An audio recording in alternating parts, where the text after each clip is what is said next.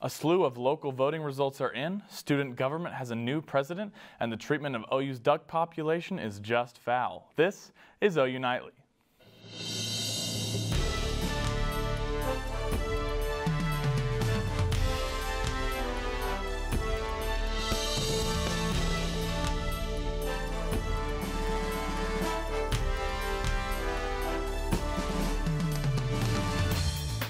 Today is a very serious day. It's a solemn day. It's a sober day. We begin tonight with coverage of the public impeachment hearings against President Donald Trump. Hello, thanks for joining us for OU Nightly. I'm Kolby Terrell. And I'm Libbey Dean. For the first time in 2 decades, an impeachment inquiry into a president is documented by public hearings, broadcasted live on TV and online to the world. Today, 2 career diplomats gave testimony into President Trump's dealings with Ukraine. CNN's Mary Maloney is in Washington with the highlights.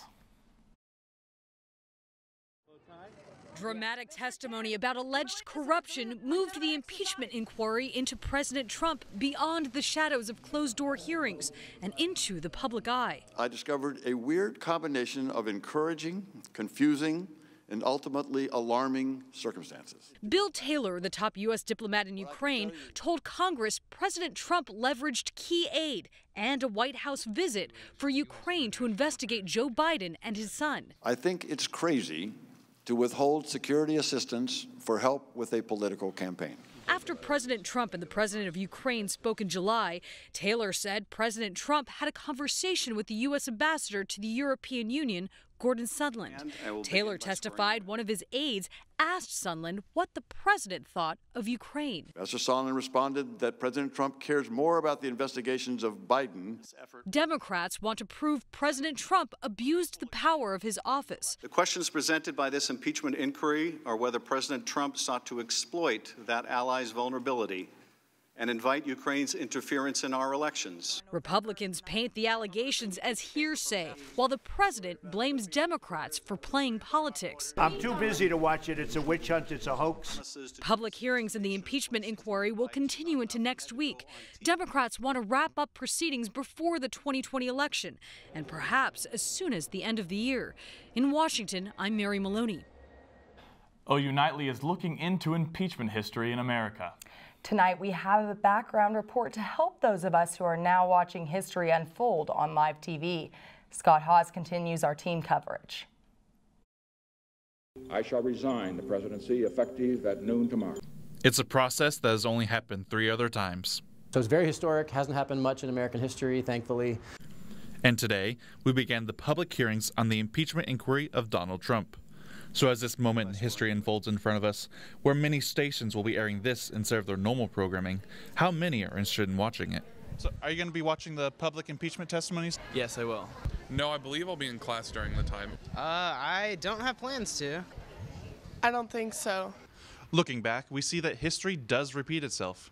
Here at the recreation of Carl Albert's office, Oklahoma Democrat and Speaker of the House at the time of the Nixon impeachment, we find letters and articles calling the inquiry biased, evil, a smear, and the biggest joke in history. I also said I think it's crazy to withhold security assistance for help with the political campaign. The study of the process and history of impeachment is the expertise of OU political science professor Charles Finicaro. So these hearings are going to be staged in such a way that they try to present for the public a real clear picture of what's at stake and what transpired. And what happens afterwards if the House votes to impeach the president? And then it kind of moves to the Senate to decide whether there's enough guilt there to consider removing him from office. So it's going to be a consequential, major moment in American history. People ought to tune in. This doesn't happen very often, and the stakes are really high. So we're at a unique moment in American political history and life, for sure. Whether the president is impeached or not, this will be an important time that we're living in that will not only be televised, but also written in history books. Scott Haas, OU Nightly. The hearings continue on Friday morning at 9 a.m. Oklahoma time. Well, we're finally having a warm up to sweater weather here in Norman. But another cold blast is headed our way. Nash Rhodes joins us with a first look at the forecast.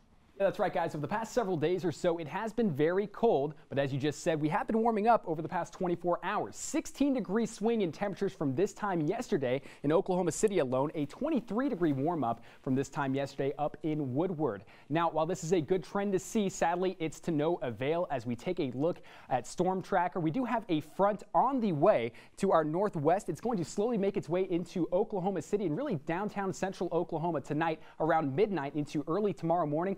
As it does, we're going to see much cooler temperatures. It's going to have an effect on other forms of your weather as well. So coming up, I'll let you know just how that's going to be a factor. Also, a forecast for your game against Baylor in Texas this weekend. Back to you two at the desk.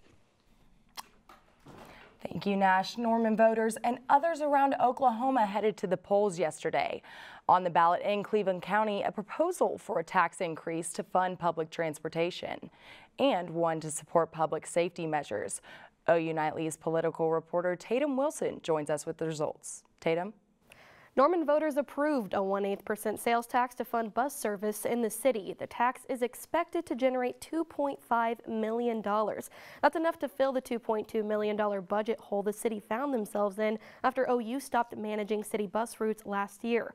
The public transit system is also funded by a $2 million grant from the Federal Transit Administration and a $1 million contribution from the city's general fund.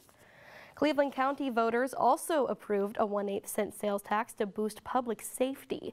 The sales tax will go toward maintenance and operation of the county jail, provide higher salaries for county deputies, and fund upgrades to firefighting equipment. Voter turnout was pretty low, though. Only 9% of eligible county voters casted ballots in the election. Both the public transit and public safety taxes go into effect April 1st of next year. Sales taxes also passed in special elections in Moore and Noble. About 70% of Moore voters passed a 1/8 cent sales tax to fund water system, stormwater, and drainage improvements. And in Noble, a 1/8 cent sales tax for public safety improvements passed, also with about 70% of the vote. These results are unofficial. Final results will be certified by the Cleveland County Election Board by 5 p.m. Friday. Back to you at the desk. Thank you, Taitum.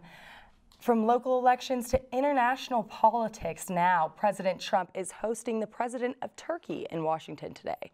OU Nightly's Sofia Olivas has the latest on that and other news making national headlines from the News Center.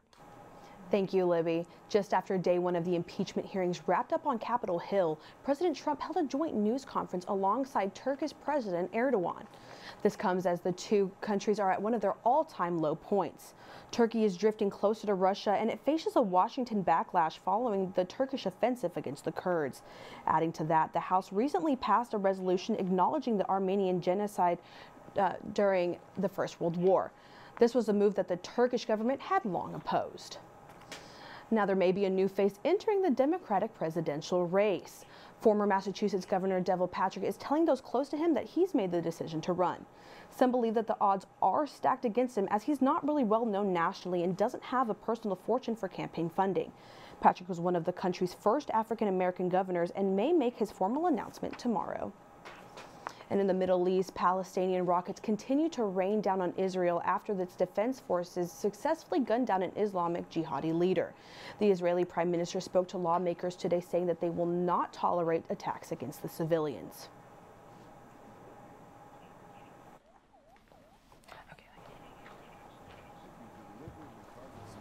That's a war crime. What the terrorists, including the terrorists in Gaza, do is something entirely different. They target civilians deliberately. Now, that targeted operation was approved 10 days ago. And Libbey, it is really cold out there.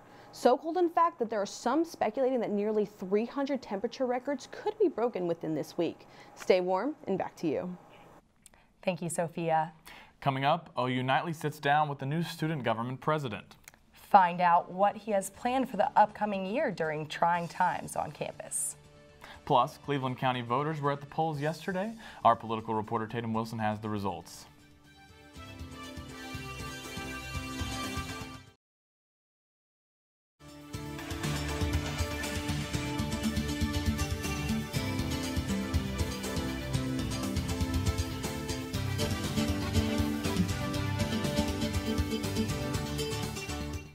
On October 30th, OU students elected Justin Norris as the new president of the SGA.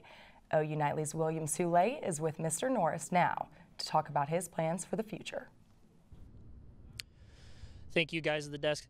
I'm out here with a vocal performance and marketing junior, Justin Norris, who was elected by the students of OU as the new SGA president. Justin, why did you want to be a part of this? Why did you want to be SGA president? It seems like kind of a crazy job. Yeah, well, I've been involved with student government since my first semester here on campus, and in the time that I've gone from now my freshman to my junior year, in the experiences that I've had with a lot of different groups, I've just noticed that everyone is working towards making like better environments for their students in whatever their respective realm of influence is, but no one is quite connecting the dots with that. It's kind of like a constellation, but no one has made it into the constellation that it is. They just see them as individual stars, and so I just really wanted to be a part of making that big picture idea. And whenever I just like came to Dalton, who's my VP, we just really talked about it, talked to our plan, and we were like, let's do it. So during your campaign, you talked a lot about diversity and inclusion, and I feel like those are words that OU students have heard a lot but not seen a lot. Like, what are you going to do to make those words mean something to the students here at OU? For sure, and I've definitely been on the receiving end of that, of like seeing a lot of the words put out, diversity and inclusion, and they become kind of these buzzwords, but you don't really see any action from that. And so on Daltonized platform, first of all, it's a working platform, which means that we listen to students. Everything that is on there currently is things that we heard from conversations with students throughout the campaign, and it's something that will continue throughout our administration. But specifically, we are really excited to work with the Office of Diversity and Inclusion, the Gender and Equality Center, and multicultural student programs on diversity initiatives, specifically our Diversity and Inclusivity Action Week. So what that would be is just a week of programmed events, because as you know, like groups on campus like the International Advisory Council, they put on the International Bazaar, and then the Hispanic American Student Association puts on the Day of the Dead Festival. But if we can like take bits and pieces of these amazing cultural events and then put them together in a way that meets two prerequisites, in that students become educated on how to appreciate rather than appropriate culture, and then also that students who hold those kind of underrepresented identities are able to have a platform in order to speak on, then that's something that's really important to us. And through that, we also hope to have intentional programming throughout the semesters. All right. Well, thank you, Justin. It sounds like you've got a lot planned, and I hope to see some really awesome things coming for you and your future from SGA. Back to you guys in the studio. William, a Norman couple wants to help out a university landmark. Find out what the Norman couple says is needed to save the Ducks. And I know it's Oklahoma, but the wind feels very gusty. Nash Rhodes is here to tell us what to expect the rest of the week. Yeah, that's right, guys. We've got a little bit of rain chances in the forecast. I'll let you know just when you can expect that coming right up.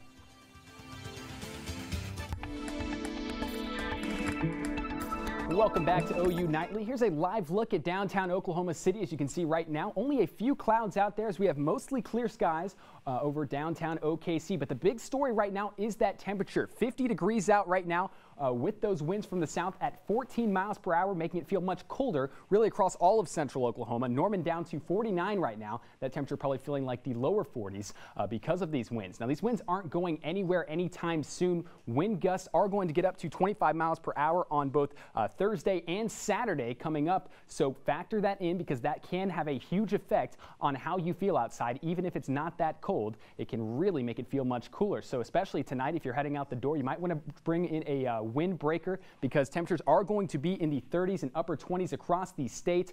And again, about 10 degrees below where we should be this time of year. Those winds also at about 10 to 20 miles per hour. This is going to change as we do have a cold front coming through overnight tonight. This will work into central Oklahoma right around midnight into early tomorrow morning. It's going to shift our winds out of the north now as a high pressure system sets up shop on Thursday, keeping us mostly dry all the way into the weekend before we start to see more cloud cover develop on Saturday, working into our state. For our next rain chance comes with our next weather maker off to our northwest. It's a cold front yet again, as rain chances will work into OKC and Norman by the midday to overnight hours on Sunday. So keep that in mind. Right now we only have about a 30% to 20% chance of rain on that day, but as the time gets closer, we can forecast possibly more rain with that system. Now here's your game day forecast. You're planning on making the trip down to Waco, Texas to see Oklahoma take on the Baylor Bears. We will be in the 50s at kickoff, which is going to be nice under mostly clear skies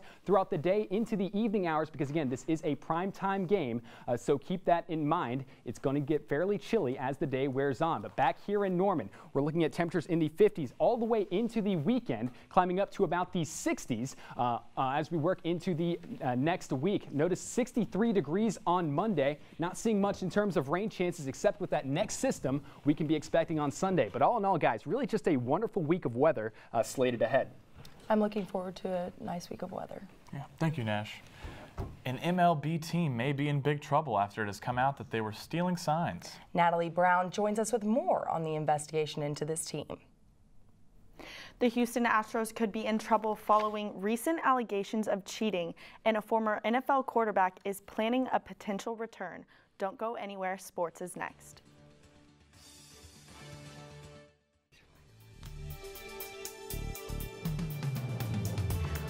Welcome back to OU Nightly. It's time for sports. I'm Natalie Brown. The Sooners are back in action this week with a huge game against undefeated Baylor. OU is coming off a 1-point home victory against Iowa State and looking to make a statement with a win in Waco this weekend. Sooner receiver Charleston Rambo knows how important this game is for the rest of the season. Just to put us back on track. I mean, the loss, it kind of messes up a little bit, but I mean, just to go out and just almost, if we do just blow them out, then it's just going to make us, like, it's going to build us, and we're going to become even tighter.